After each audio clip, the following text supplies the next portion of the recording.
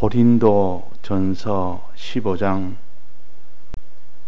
51절 말씀.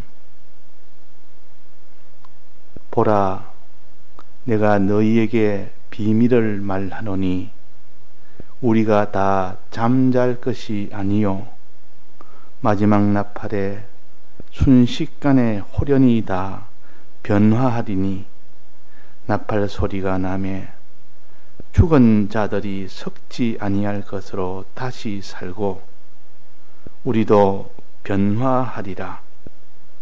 이 썩을 것이 불과 불 썩지 아니할 것을 입겠고 이 죽을 것이 죽지 아니함을 입으리로다. 네.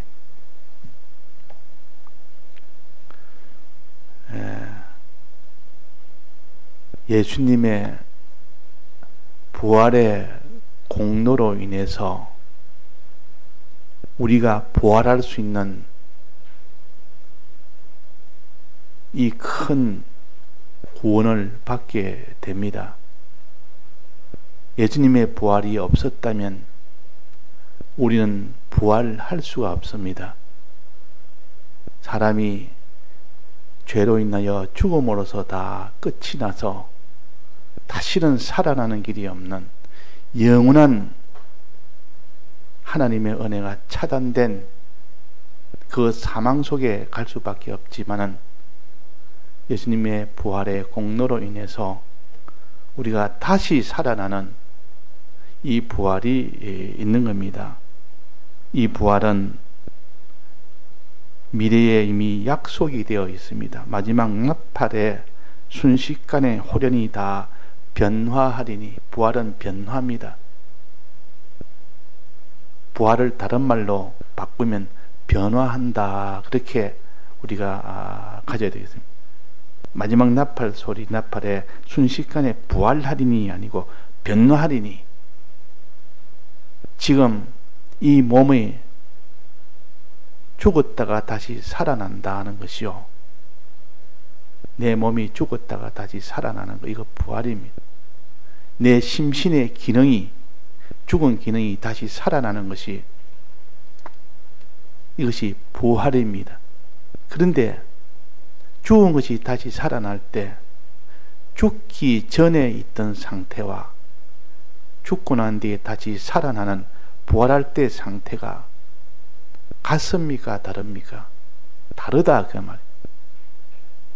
어느 정도 다릅니까? 굉장히 다릅니다. 얼마나, 어떻게 다릅니까? 너무너무 좋게, 부활하기 전보다는 비교할 수 없을 정도로 그렇게 좋게 부활이 됩니다. 그래서 이것을 변화라 그럽니다. 부활을 변화라. 즉, 죽을 것이 죽지 아니할 것으로 변화하리니, 부활하리니, 죽을 것이 죽지 아니할 것으로 부활이 됩니다. 그냥 이 죽을 몸이 다시 죽지 않고 그냥 연명을 하듯, 이 죽었는데 이제 다시 살리니까 내나 그 몸으로 이 부활이 된다면 아픈 몸 다시 그대로 부활돼서 다시 아프고, 늙은 몸은 결국 부활한 뒤에 또다시 늙어지고, 그런 것으로 부활되는 것이 아니라 죽을 것이 다시는 죽지 않을 것으로 부활되고, 또 썩을 것이 다시는 썩지 않을 것으로 부활되고, 욕된 것이 이제는 참 영광스러운 것으로 부활되고, 약한 것이 강한 것으로 부활되고, 육의 몸이 신령한 것으로 부활이 된다. 그러니까 이것을 부활이라는 거, 변화라 그래. 변화. 우리가 호련히 변화하리니, 예수님이 변화산에서 그 제자들 앞에서 보여주었습니다. 보여줄 때 이렇게 내가 변화한 것을 보고 예수님을 보고 우리도 저렇게 변화된다. 이 부활입니다. 그냥 죽었다가 죽은 자가 다시 살아나는 것이 그걸 가르친 건 아니요. 죽은 나사로가 살아나는 것은 신령한 몸으로 살아난 것이 아니라 내나 육의 몸이 죽어서 이제는 냄새가 날 정도로 됐을 때 주님이 살려졌는데 내나 육의 몸으로 살렸습니다. 이것은 우리에게 신령한 몸으로 살릴 수 있는 능력을 보여주었지 신령한 몸으로 살리지는 않았습니다. 그 뒤에 나사로는 죽게 되고 그 뒤에 예수님 오실 때 재림할 때 죽게 되고 그때 또다시 부활하려는 그때는 신령한 몸으로 부활됩니다. 다만 죽은 나사로가 그때 예수님이 살리신 것은 봐라 죽어도 너희들은 살겠고 그랬습니다. 죽어도 너희들은 살겠고 부활의 능력을 보여주기 위해서 죽은 나사로를 거기서 다시 살리시는 그 능력을 보여주신 것이지 더 좋은 것으로 살아나는 것은 여기에 15장에 고린도전서 15장에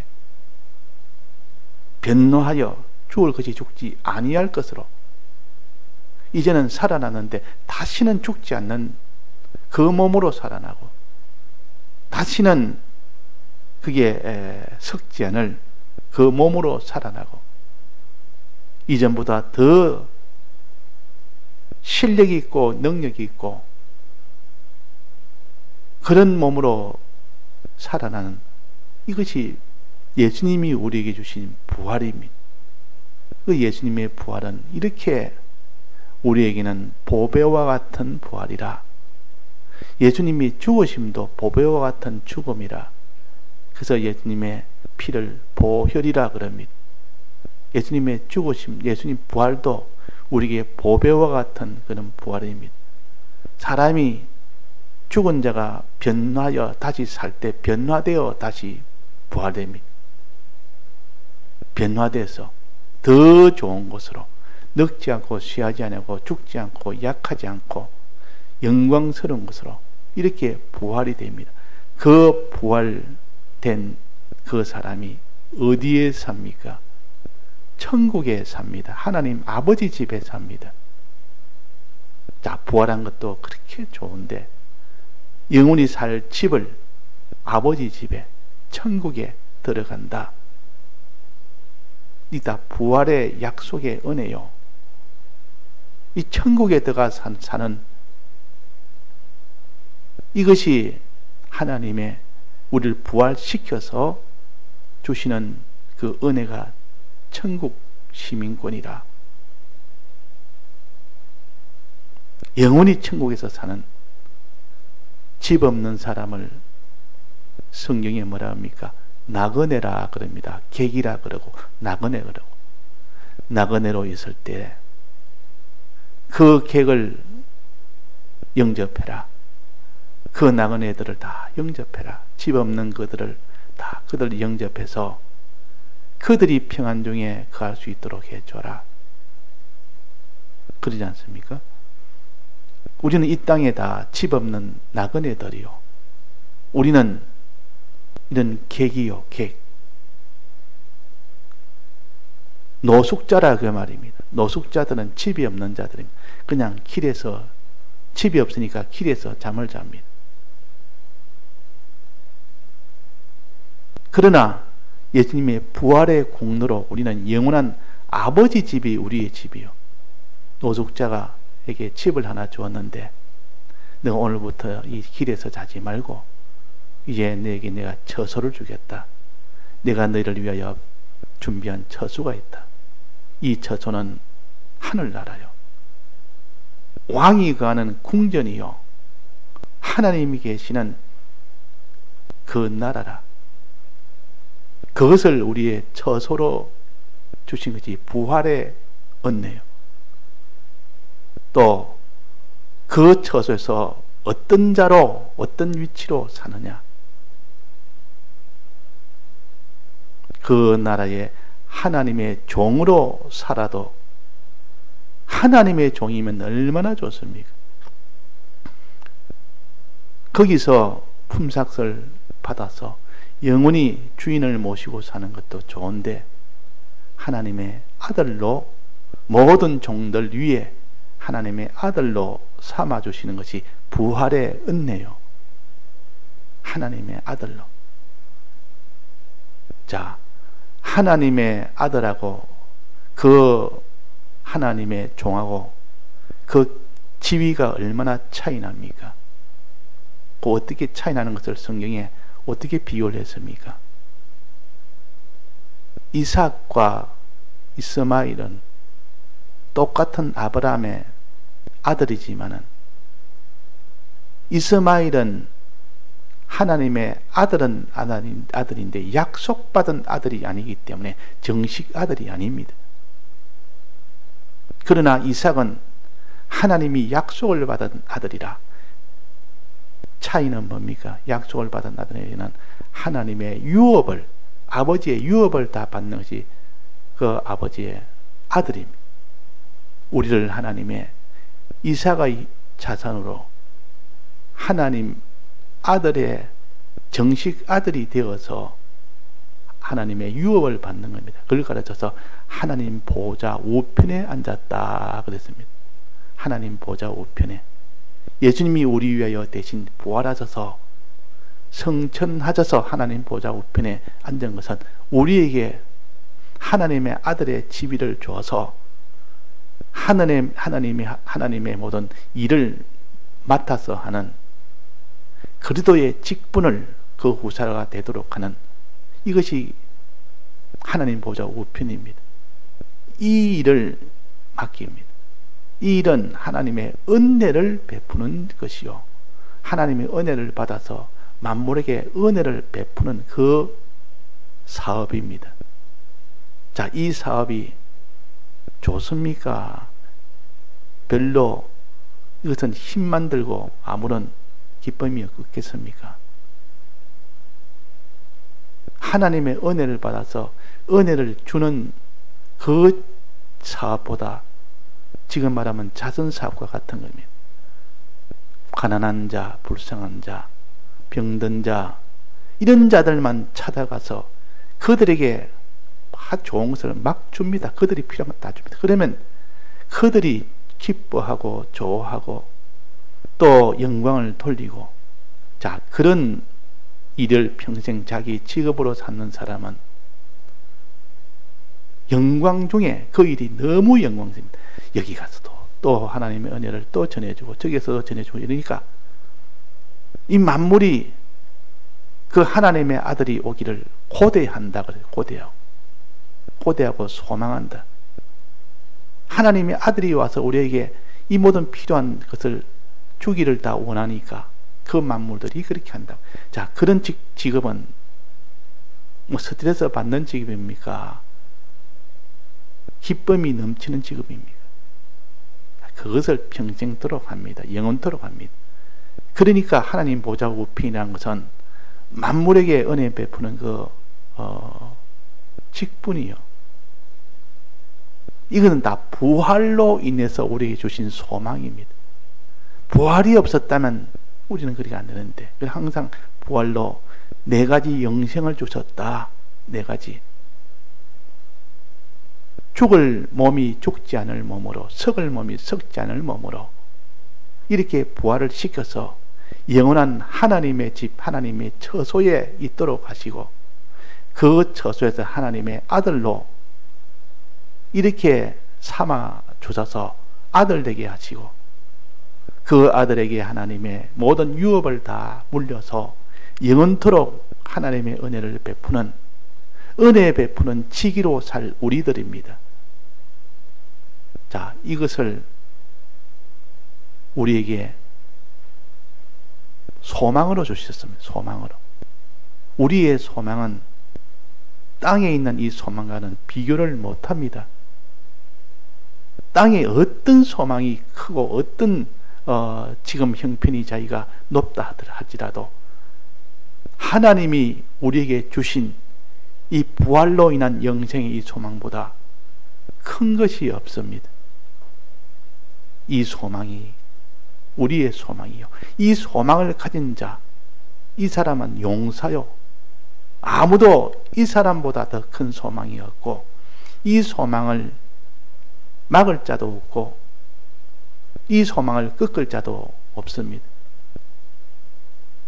천하에 있는 좋은 것을 가지고 미혹을 해도 이 소망을 아는 사람은 그 미혹은 자기한테는 미혹이 될 수가 없고, 어떤 핍박을 해서 너 다 빼앗는다 해도 이 소망이 있는데 그 빼앗는다는 거기에 두려워할 자가 누가 있습니까? 그러니까 우리에게 예수님의 부활은 우리에게 이 네 가지 영생의 이 소망을 주신 것이요, 너희들은 소망해라. 이걸 소망해라. 이것을 소망하는 자는 이 땅의 것이 어떻게 미혹을 해도, 이 땅의 것이 어떻게 너를 핍박을 해도 거기에 개의치 아니한다. 개의치 한다. 상관을 하지 않는다. 막 그렇게 하든 말든 상관을 안 합니다.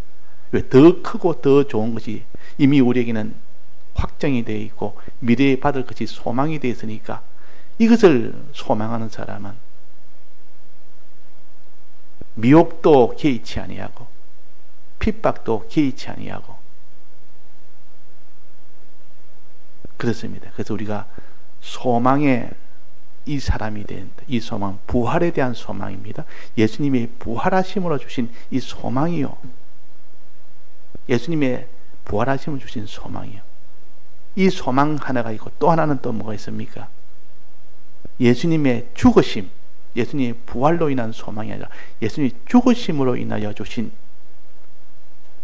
이 사랑, 예수님이 우리 위하여 대신 죽으신 그 사랑하심에, 이것을 볼 때 우리는 얼마나 기쁘고 감사한지. 그 사람이 홀로 자기 단독으로 사는 사람이 있는데 누가 도와줄 사람이 없고 자기는 자기 것을 자기가 챙겨야 되고 자기 먹을 것을 자기가 다 일일이 다 갖춰야 되고 이러니까 항상 마음에 홀로 자기 힘으로 살지 누가 도와줄 사람이 없습니다. 그 모두 각자 다 자기 일을 위하여 자기 양식을 위해서 사는데 남에게 양식을 도와줄 사람이 누가 있습니까? 그저 전부 다 단독으로 독립으로 그렇게 다 각자가 자기 좋차하게 살라니까 얼마나 불안하고 얼마나 근심이 되고 항상 염려요 근심이요 자기 힘으로 모든 것을 다 자기가 갖춰야 되니까. 그러나 그를 사랑하는 자가 있다면 아낌없이 자기를 내놓고 사랑해 줄 수 있는 그런 존재가 있다면 그것보다 더 평안하고 그것보다 더 기쁜 일이 없습니다. 주님은 우리를 사랑하시되 아낌없이 조건 없이 그렇게 사랑합니다. 이 땅의 사랑은 다 조건이 있습니다. 자기한테 뭔가 유리하기 때문에 자기한테 뭐든 도움이 되고 자기한테 필요하니까 사랑하지. 알고 보면 사랑도 결국 그 사람이 자기를 위해서 다른 사람을 사랑하는데 자기 어찌 되든지 상관없이 우리만 잘 되도록 우리만 위하도록 하는 그런 사랑은 없습니다. 그걸 보통 학문적으로 그걸 아가페 사랑이라 조건 없는 사랑이라 그냥 조건 없이 무한히 주는 사랑이라 이런 것이 세상에 없다고 말이에요. 이 세상은 다 악으로 날 때부터 이 악을 가지고 또 이렇게 출발이 되니까. 그러나 하나님의 사랑은 이런 무조건적 사랑입니다. 다 주고 끝없이 다 줄 뿐이지 무슨 조건이 없습니다. 자, 이런 분이 우리의 주님으로 나의 주로 항상 있다는 것이 얼마나 참 든든하고 감사한지. 자기를 사랑하는 사람이 한 사람도 없다면 어떻겠습니까? 자기 단독입니다. 자기가 모든 걸 다 해야 됩니다. 그런데 나를 사랑하는 자가 있다. 그분에게 말을 하면 자기를 아낌없이 다 버리고 나만 위해서 다 희생할 수 있으며 다 위해 줄 수 있으며 그런 분이 있다. 그 사람이 참 복된 사람이에요. 이 세상에서는 부모가 하나님이 우리를 사랑한 만큼은 아니더라도 부모는 좀 그런 면이 있습니다. 자식을 사랑할 때 무슨 계산적으로 사랑하지 않습니다. 조건적으로 사랑하지 않습니다. 그냥 다 줌으로 있는 거 다 주고 다시 줘도 그것이 기쁘고 더 주기를 원하고, 자기는 고난이 돼도, 자기는 멸시를 받아도, 자기는 가난해져도 주면 기쁘다 그 말. 줄수록 기쁘고, 어떤 일이 생겨도 내가 거기에 대해서 희생을 해서라도 그 모든 걸 다 무마를 할 수 있는 곳이 부모가 자식을 사랑할 때는 그런 것이 조금 있다. 짐승도 새끼를 위해서는 자기를 아끼지 않고 하지 않습니까? 그 짐승이 새끼가 제일 좋아하는 것이 자기 어미입니다. 어미 안에 있을 때 제일 평안하고, 먹을 거 없을 때 어미의 젖을 먹고, 어미 품에 들어가면 어떤 위험한 것도 어미가 목숨을 걸고 그걸 지켜주고, 어미보다 더 좋은 것이 없는데 어미가 딱 떠나버리면 그 새끼는 근심과 걱정과 두려움과, 어미는 한없이 자기를 위해 줄 수 있는 유일한 존재요. 우리는 하나님은 우리를 사랑하시되 아낌없이 다 드리며 주며 그렇게 사랑하실 주님이 우리에게 계시다. 이분이 우리에게 계시다. 저도 부모님이 돌아가셨지만 살아계실 때 생각해보면 그렇습니다. 비록 참 모든 것이 다 부족하고 모든 것이 다 미달되지만은, 그러나 자녀 사랑하는 것만큼은 아낌없이 조건 없이 무조건 다 위해줍니다. 내가 이거 좀 힘이 듭니다. 이거 좀 해주면 좋겠습니다. 한 번도 거절하지 않고, 아무리 바빠도 아무리 힘이 들어도 그 일은 반드시 하더라 그 말이에요. 그러니까 그런 분이 있으니까 내가 좀 어려움 만나면 그분에게 부탁하면 그분은 마다하지 않고 할 수 있는 데에 힘써 다 합니다. 계산으로 두지 않고 조건으로 두지 않고.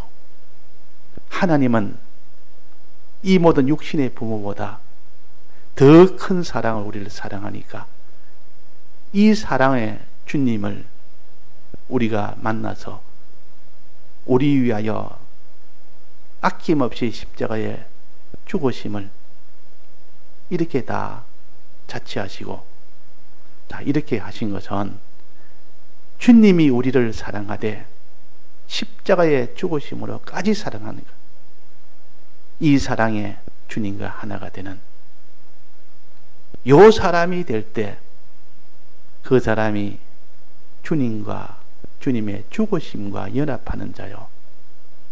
그래서 주님의 부활하심과 연합하고 주님의 죽으심과 연합하는 자가 되도록 이 두 가지, 우리 위하여 대신 죽으심의 사랑, 우리 위하여 대신 부활하심의 이 큰 능력의 이 소망, 이 두 가지 우리가 믿을 때 그 사람은 어디까지 주님을 따라갈 수가 있는 것이고, 그 사람은 기쁨과 감사와 모든 걸 다 해서 주님을 사랑할 수가 있는 것입니다. 다 같이 통성으로 기도하시다가 자유하시겠습니다.